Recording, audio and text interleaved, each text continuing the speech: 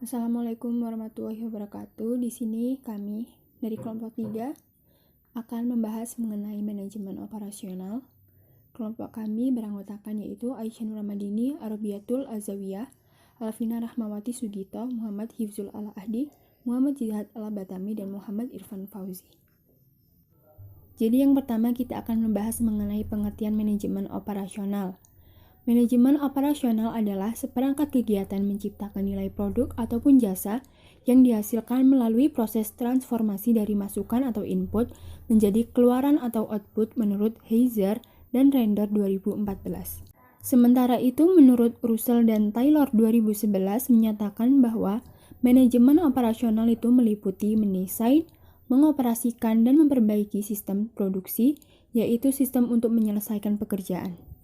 Jadi, manajemen operasional ini bisa dikatakan segala aktivitas yang mengatur dan mengkoordinir segala sesuatu yang berkaitan dengan kegiatan produksi, agar berjalan secara efektif dan efisien, dalam menciptakan sesuatu untuk menambah nilai guna dan manfaat dari produk yang diproduksi oleh sebuah organisasi atau perusahaan. Kegiatan operasional digambarkan sebagai proses transformasional seperti yang ditunjukkan pada gambar. Ini menurut Russell dan Taylor 2011. Ini ada masukan, proses transformasi, dan keluaran barang. Di masukan ini ada masukan yang tampak dan masukan yang tidak tampak. Masukan yang tampak meliputi bahan baku, mesin, atau peralatan, tenaga kerja, manajemen, dan modal. Dari masukan itu ditransformasikan menjadi keluaran yang berupa produk atau barang dan jasa. Dalam manajemen operasional, proses transformasi yang dilakukan secara efisien akan menghasilkan keluaran yang memberikan nilai tambah. Oleh karena itu, proses produksi atau transformasi tersebut ditujukan untuk menciptakan nilai. Proses transformasi juga dapat dipandang sebagai seperangkat kegiatan dari pemasok kepada pelanggan dengan menambah nilai. Menurut Heiser dan Render 2014, ada 10 bidang kegiatan dalam organisasi yang merupakan tugas atau pekerjaan bidang manajemen operasional. Yang pertama, desain produk dan jasa. Kegiatan menentukan produk atau jasa apa yang akan ditawarkan kepada pelanggan dan bagaimana desainnya. Yang kedua, pengelolaan kualitas. Menentukan karakteristik kualitas produk atau jasa yang dihasilkan dan siapa yang bertanggung jawab menciptakannya. Yang ketiga, desain proses dan kapasitas. Menentukan jenis proses dan besarnya kapasitas yang dibutuhkan dalam menghasilkan produk atau jasa, dan peralatan atau teknologi apakah yang dibutuhkan dalam proses atau kegiatan operasional tersebut. Yang keempat, strategi penentuan lokasi. Menentukan lokasi perusahaan yang tepat sesuai dengan kriteria yang dibutuhkan dalam menentukan lokasi yang tepat. Yang kelima, strategi penentuan tata letak. Menentukan bagaimana mendesainnya tata letak perusahaan sesuai dengan karakteristik, proses produksi, atau operasional perusahaan. Yang keenam, sumber daya manusia dan desain pekerjaan. Menentukan desain pekerjaan operasional yang mendukung kelancaran proses produksi dan berapa banyak karyawan yang dibutuhkan perusahaan untuk dapat melaksanakan proses produksi atau melakukan kegiatan operasional. 7. Manajemen rantai pasokan. Menentukan bagaimana melakukan pengintegrasian seluruh kegiatan operasional perusahaan, mulai dari permintaan produk serta penyediaan bahan baku dan peralatan melakukan proses produksi atau memberikan layanan hingga menyampaikan hasil produksi atau memberikan layanan kepada pelanggan. Yang kedelapan yaitu persediaan, perencanaan kebutuhan material, dan ketepatan waktu pengadaan, yaitu menentukan berapakah persediaan bahan baku dan persediaan berbagai komponen lain untuk menunjang kelancaran proses produksi atau kegiatan operasional perusahaan, dan kapan melakukan pemesanan terhadap bahan baku dan berbagai komponen yang dibutuhkan. Yang kesembilan, penjadwalan jangka pendek dan jangka menengah. Menentukan urutan proses atau pemberian layanan kepada pelanggan dan bagaimana kegiatan atau proses tersebut dijalankan. Yang ke-10, pemeliharaan. Menentukan bagaimana keandalan proses produksi atau pelayanan yang diberikan kepada pelanggan dan siapakah yang melaksanakan fungsi pemeliharaan tersebut sehingga proses pengelolaan kegiatan operasional dapat berjalan dengan baik. Fungsi manajemen operasional. Manajemen operasional ada dalam perusahaan untuk bisa mengelola sumber daya yang dimiliki untuk sebuah proses produksi supaya memiliki hasil yang maksimal. Sumber daya yang dikelola misalnya bahan baku, mesin, perlengkapan dan peralatan, tenaga kerja dan uang, dan banyak lagi sumber daya yang lainnya. Semuanya diolah agar menghasilkan sesuatu yang memiliki nilai tambah dan bisa dijual. Manajemen operasional sendiri terdiri atas 4 macam fungsi operasional. Yang pertama, fungsi proses. Fungsi ini bersifat teknis, di antaranya berupa metode yang dipergunakan dalam pengelolaan bahan. Yang kedua, fungsi pengorganisasian, teknik, serta metode. Dengan pengorganisasian ini, proses produksi bisa berjalan dengan efektif dan efisien. Yang ketiga, fungsi perencanaan bahan. Fungsi ini berfokus terhadap penetapan kualitas dan kuantitas bahan. Yang keempat, fungsi pengendalian atau pengawasan. Fungsi ini juga berfokus terhadap penggunaan bahan untuk proses produksi. Selanjutnya, menurut Russell dan Taylor, operasional merupakan inti teknikal yang berhubungan dengan ketiga manajemen fungsional lainnya, yaitu manajemen pemasaran, manajemen keuangan, dan manajemen sumber daya manusia. Hubungan operasional dengan ketiga fungsi lain dipaparkan pada gambar. Pada gambar menunjukkan bahwa fungsi operasional berhubungan erat dengan fungsi-fungsi lain dalam perusahaan. Kegiatan dalam perusahaan tidak dapat berjalan dengan baik tanpa sinkronisasi dan harmonisasi hubungan antar fungsi dalam perusahaan. Yang pertama, hubungan manajemen fungsional dengan manajemen keuangan. Untuk mendapatkan dana sebagai modal utama menjalankan proses produksi, manajemen operasional menyediakan data produksi dan persediaan serta data kebutuhan dana produksi pada bagian keuangan untuk dicarikan sumber dana oleh keuangan. Yang kedua, hubungan manajemen fungsional dengan manajemen pemasaran. Pemasaran menyediakan informasi mengenai peramalan penjualan, permintaan dan umpan balik pelanggan, serta informasi pengembangan produk dan promosi. Operasional juga memberikan informasi pada pemasaran mengenai ketersediaan produk atau jasa, perkiraan lead time, status pemesanan, serta jadwal pengiriman atau penyampaian. Untuk kebutuhan sumber daya manusia, operasional mengharapkan sumber daya manusia untuk mengadakan rekrutmen, melatih, mengevaluasi, dan memberikan penghargaan pada karyawan untuk membantu. Operasional juga berinteraksi dengan pemasok untuk memesan bahan baku, berkomunikasi mengenai kebutuhan bahan, mengadakan negosiasi, menjamin kualitas produk, serta finalisasi spesifikasi perancangan. Selanjutnya, sejarah manajemen operasional. Menurut Heiser dan Render, sejarah manajemen terbagi menjadi 3 fokus, yaitu fokus pada biaya atau cost focus, fokus pada kualitas atau quality focus, dan fokus pada kebiasaan atau customization focus.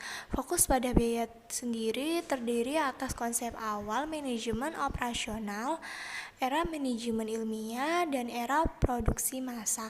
Dan pada tahun 1980-an atau dikenal dengan fokus pada kualitas, muncul paradigma strategi pemanufakturan sebagai senjata untuk bersaing yang dilakukan oleh Sekolah Bisnis Harvard. Berikutnya, tren dalam manajemen operasional. Manajemen operasional beroperasi dalam lingkungan yang dinamis dan menggairahkan. Lingkungan tersebut merupakan berbagai kekuatan yang menantang dari globalisasi, transfer ide ataupun produk, dan berbagai kecepatan teknologi. Di dalam manajemen operasional, pastinya ada tantangan. Tantangan manajemen operasional menurut Heiser dan Render tahun 2014 ada 8. Yang pertama etika, yaitu peran manajemen operasional yang membeli dari para pemasok, mentransformasikan bahan baku menjadi produk jadi, dan menyampaikannya kepada pelanggan yang memerlukan berbagai keputusan etis.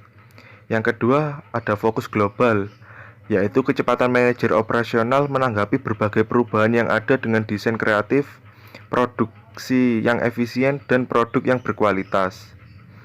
Yang ketiga, ada pengembangan produk yang cepat. Manajer operasional harus mampu menanggapi berbagai perubahan dengan pengelolaan struktur, teknologi, dan pertemanan yang lebih tanggap dan efektif. Yang keempat, produksi yang tanggap terhadap lingkungan. Manajer operasional secara terus-menerus harus mampu meningkatkan produktivitas yang terkait dengan desain produk dan proses. Hal ini berarti produk yang dihasilkan harus didesain dan dikemas dengan meminimalkan sumber daya yang digunakan, dapat didaur ulang, dan ramah lingkungan. Yang kelima, ada kustomisasi massa.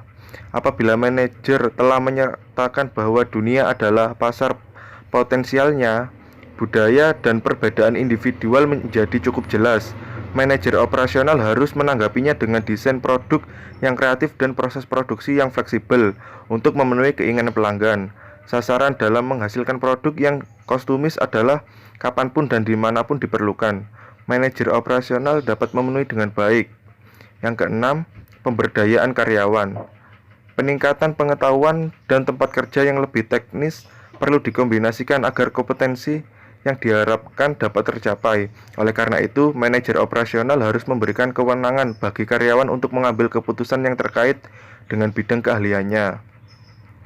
Yang ketujuh, ada kemitraan rantai pasokan. Daur hidup yang semakin pendek, permintaan pelanggan, serta perubahan teknologi, proses, dan material yang cepat memerlukan kemitraan rantai pasokan yang selaras dengan kebutuhan pemakai. Dan yang kedelapan, ada kinerja just in time. Maksudnya, persediaan memerlukan sumber daya keuangan dan menghambat perubahan yang cepat di pasar. Hal tersebut akan menekan manajer operasi untuk memotong persediaan mulai dari persediaan bahan baku hingga persediaan produk jadi. Selain 8 tren manajemen operasional, ada satu tantangan bagi manajer operasional yang harus dihadapi, yaitu produktivitas. Produktivitas merupakan rasio atau perbandingan antara keluaran dibagi dengan masukan. Masukan meliputi semua sumber daya yang dibutuhkan dalam proses produksi atau proses pelayanan, seperti bahan baku, tenaga kerja atau karyawan, modal, energi, manajemen atau pengelolaan, dan berbagai sumber daya lainnya. Sementara itu, keluaran merupakan hasil proses produksi atau layanan yang diberikan pada pelanggan. Model keputusan manajemen operasional. Manajemen operasional memiliki wewenang dalam pengambilan keputusan, baik keputusan jangka panjang, menengah, maupun keputusan jangka pendek. Dan pada saat melakukan pengambilan keputusan itu sendiri, pasti tidak lepas dari variabel-variabel lingkungan yang mempengaruhinya. Berikut adalah jenis-jenis keputusan yang dipengaruhi oleh variabel lingkungan, yaitu keputusan pada kondisi yang tidak pasti, keputusan pada kondisi beresiko, dan keputusan pada kondisi yang pasti. Yang pertama, keputusan pada kondisi yang tidak pasti. Ketidakpastian merupakan kondisi lingkungan yang seringkali terjadi dan sulit diduga. Pada keadaan yang tidak pasti ini, kemungkinan terjadinya berbagai faktor sulit untuk diprediksi. Kedua, keputusan pada kondisi beresiko. Keadaan ini merupakan keadaan yang paling umum atau paling sering terjadi. Pada kondisi berisiko, kemungkinan atau probabilitas terjadi berbagai faktor yang mempengaruhi dianggap sama. Probabilitas keseluruhannya faktor yang mempengaruhi adalah 1, sehingga kalau ada 2 faktor yang mempengaruhi, maka masing-masing adalah 0,5. Begitu juga untuk selanjutnya. Dan yang terakhir, keputusan pada kondisi yang pasti. Keadaan ini merupakan keadaan yang sulit ditemui dalam kondisi nyata. Namun, informasi yang sempurna tersebut akan memudahkan manajemen operasional dalam membuat keputusan jangka panjang yang penting. Pembahasan berikutnya adalah mengenai cara pengambilan keputusan. Di sini kita bagi cara pengambilan keputusan menjadi 6 tahap. Tahap pertama adalah mendefinisikan permasalahan dan faktor yang mempengaruhi permasalahan tersebut. Dan yang kedua, dilanjutkan dengan pengembangan sasaran yang khusus dan dapat diukur. Lalu kita buat model yaitu hubungan antara sasaran dan variabel yang mempengaruhi keputusan tersebut. Setelah kita membuat model, kita evaluasi berbagai alternatif solusi pemecahan masalah tersebut berdasarkan manfaat dan kelemahannya. Setelah dievaluasi, kita pilih alternatif yang terbaik dari hasil yang kita dapatkan. Selanjutnya, tinggal proses penerapan keputusan yang diambil dan menyusun waktu atau jadwal untuk pelaksanaan keputusan tersebut. Baik, saya akan menjelaskan 14 prinsip-prinsip manajemen operasional. Yang pertama adalah pembagian kerja.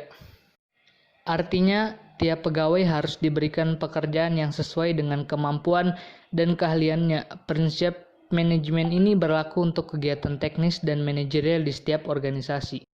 Yang kedua, ada wewenang dan tanggung jawab. Untuk menyelesaikan sesuatu dalam organisasi atau perusahaan, manajemen memiliki wewenang untuk memberi perintah kepada karyawan. Tentu saja ini dengan otoritas ini adalah tanggung jawab yang harus dipikul. Tanggung jawab dapat ditinjau kembali dari kinerja yang telah dilakukan. Maka dari itu, otoritas dan tanggung jawab berjalan bersama dan tidak bisa dipisahkan satu sama lain. Yang ketiga adalah disiplin. Disiplin merupakan sikap taat dan patuh terhadap pekerjaan yang menjadi tanggung jawabnya. Prinsip ini sangat penting dan dilihat sebagai hal yang membuat organisasi berjalan lancar. Yang keempat adalah kesatuan perintah. Untuk dapat mencapai tujuan perusahaan, diperlukan kesatuan perintah dari atasan kepada bawahan atau seorang karyawan menerima perintah dari bosnya secara selaras. Dan yang kelima adalah kesatuan pengarahan. Dalam melaksanakan tugas-tugas dan tanggung jawabnya, karyawan perlu diarahkan menuju sasarannya, dan kesatuan pengarahan bertalian erat dengan pembagian kerja.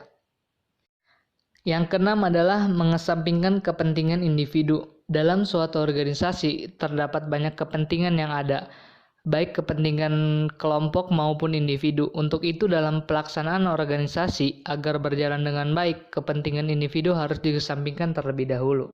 Yang ketujuh adalah penggajian pegawai. Prinsip manajemen juga mencangkup penggajian pegawai. Tiap karyawan tentu harus diberi gaji atau upah yang merupakan kompensasi yang telah disepakati yang menentukan terwujudnya kelancaran dalam bekerja. Lalu yang kedelapan adalah pemusatan. Pemusatan wewenang akan menimbulkan pemusatan tanggung jawab dalam suatu kegiatan. Tanggung jawab terakhir terletak ada orang yang memegang wewenang tertinggi atau manajer puncak. Yang kesembilan adalah rantai hierarki atau garis tingkatan. Garis tingkatan otoritas dari atas ke bawah dan pada semua manajer di semua tingkatan dan divisi. Adanya hierarki pada perusahaan itu penting untuk mengetahui wewenang dan tanggung jawab setiap pegawai. Dan yang ke-10 adalah ketertiban. Pada prinsip ini, pegawai dalam suatu organisasi harus memiliki sumber daya yang tepat sehingga mereka dapat berfungsi dengan baik dalam suatu organisasi. Lalu yang ke-11 adalah kesetaraan. Kesetaraan sangat penting untuk diterapkan dalam lingkup organisasi atau perusahaan. Kesetaraan yang dimaksud meliputi asas keadilan dan kejujuran. Dan keadilan dan kejujuran ini sangat erat kaitannya dengan moral pegawai. Lalu yang ke-12 adalah stabilitas kondisi pegawai. Stabilitas kondisi pegawai, prinsip ini merupakan penempatan dan pengelola personil dan hal ini harus seimbang dengan layanan yang disediakan dari organisasi tersebut. Lalu yang ke-13 adalah inisiatif. Inisiatif merupakan bentuk praksara seorang karyawan yang timbul dari dalam diri sendiri menggunakan daya pikir. Inisiatif juga mengandung arti menghargai orang lain karena pada hakikatnya manusia butuh penghargaan. Lalu yang terakhir atau yang ke-14 adalah kesatuan dan semangat. Prinsip ini memiliki makna sebuah perjuangan untuk keterlibatan dalam kesatuan karyawan dalam kegiatan operasional perusahaan atau organisasi. Dalam ruang lingkup organisasi, manajer bertanggung jawab atas pengembangan moral di tempat kerja baik secara individu dan di dalam komunikasi. Baik, selanjutnya adalah strategi operasional. Perusahaan mencapai misi dengan 3 cara konseptual, yaitu diferensiasi atau differentiation. Diferensiasi atau perbedaan maksudnya menghasilkan produk atau menyampaikan layanan yang lebih baik atau berbeda dari yang lain. Lalu yang kedua ada kepemimpinan biaya atau cost leadership. Jadi strategi ini menggunakan harga yang terjangkau tetapi masih mendapat keuntungan di dalamnya. Lalu yang ketiga adalah cepat tanggap atau quick response. Strategi ini yaitu memberikan produk atau jasa dengan lebih baik atau berbeda dari yang lain, lebih murah dan lebih cepat tanggap. Hal ini berarti manajemen operasional menghasilkan produk atau menyampaikan layanan yang lebih baik atau berbeda dari yang lain, murah dan lebih tanggap terhadap permintaan dan kebutuhan pelanggan. Manajer operasional mengubah konsep strategis tersebut ke dalam tugas atau kegiatan yang nyata untuk dapat dicapai. Kombinasi dari ketiga konsep strategi tersebut dapat menyusun sistem yang unik dan memiliki keunggulan bersaing. Sekian video pembelajaran dari kami. Terima kasih. Wassalamualaikum warahmatullahi wabarakatuh.